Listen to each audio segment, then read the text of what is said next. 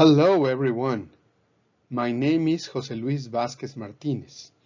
Today I will share with you information on the stages of change. What mechanisms can change drug consumption behavior? People change their behavior in very different ways and for multiple reasons. Some attain to stop using alcohol, tobacco, and other drugs without professional help, while others make unsuccessful attempts, leading them to request assistance. Behavioral change is influenced by motivation, a state of proneness or desire to change, which shifts along the time and situations affected by multiple factors.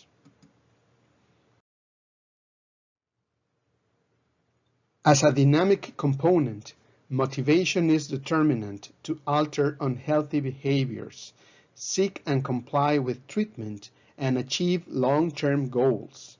The level of motivation is a significant predictor of adherence, dropouts, and treatment outcomes.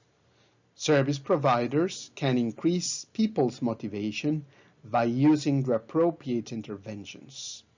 During the treatment and recovery processes, individuals transit through several stages until achieving a solid self-efficacy.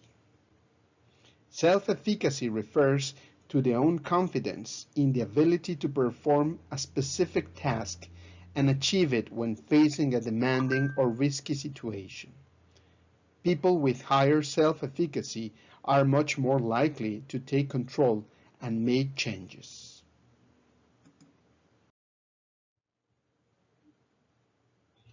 From the different theoretical approaches in the field, the Prochaska and DiClemente Transtheoretical model of change is currently the most disseminated and used to describe recovery from various drug use disorders.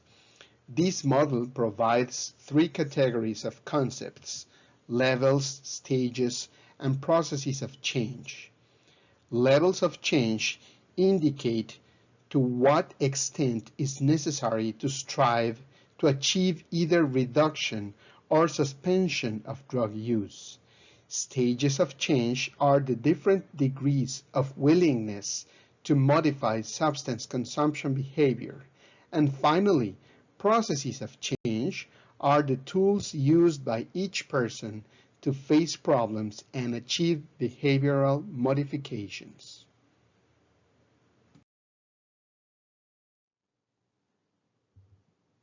We will now focus on stages or phases, which are the degrees of readiness to change that people go through when modifying a problematic behavior such as drug use. In any change process, the person goes through the different stages several times before achieving a stable change. Pre-contemplation. In this stage, people do not intend to take action in the foreseeable future, let's say the next 6 months. They are often unaware that their behavior is problematic or produces negative consequences. People in this stage often underestimate the pros of changing behavior and emphasize the cons of changing behavior. Contemplation. In this stage, people intend to practice healthier behavioral alternatives within the next 6 months. People recognize they may have a problem and are more thoughtful of the pros and cons of behavioral change. Even so, people may still feel ambivalent towards conduct modification. In the preparation or determination stage, people are ready to take action within the next 30 days. People start to take small steps toward their behavior change, recognizing it can lead to a healthier life. People in the action phase have recently changed their behavior, say within the last 6 months, and intend to keep progressing towards their behavioral goal. Maintenance is the stage when people show sustained behavior change for more than 6 months and intend to keep going forward. It is a critical period to prevent relapse. People are in the maintenance stage from 6 months after stopping using drugs to an undetermined long-term period, which in some cases can last a lifetime. During this stage, people can be free of drug use and committed to staying that way for more than 6 months. Success can be easier to achieve with the proper support and guidance. Despite their efforts, some people will continue or reinstate drug use. It is fundamental to consider that people who relapse do not fail. When someone begins to consume drugs again, it is necessary to establish new strategies to consolidate change. It is crucial to identify the weak or missing links in implementing the action plan to modify the individual's conduct and learn from this experience to attain successful future interventions.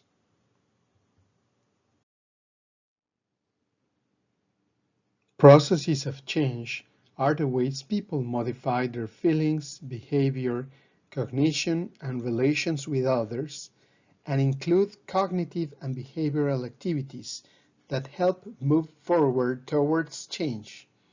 The Transtheoretical model considers 10 processes of change.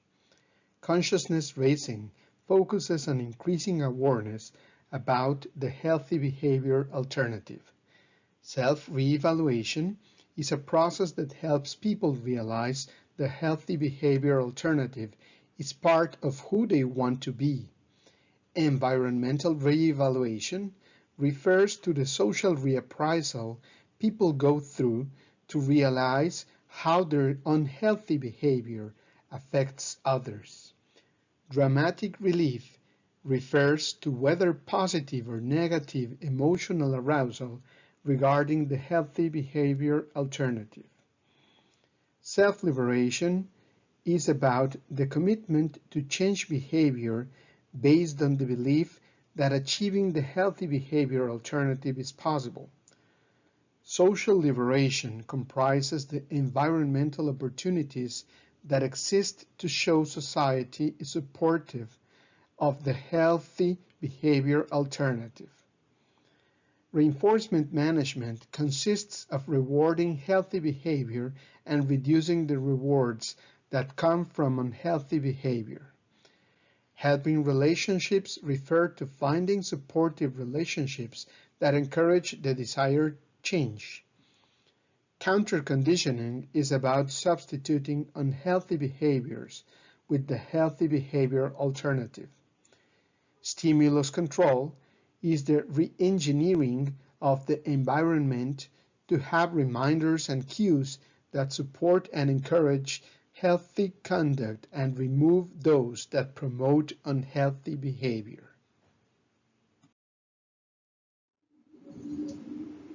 The cognitive processes of change, consciousness raising, self-reevaluation, environmental reevaluation, dramatic relief, and self-liberation relate to the initial stages of change, pre-contemplation, contemplation, and preparation, which demand further development of self-efficacy.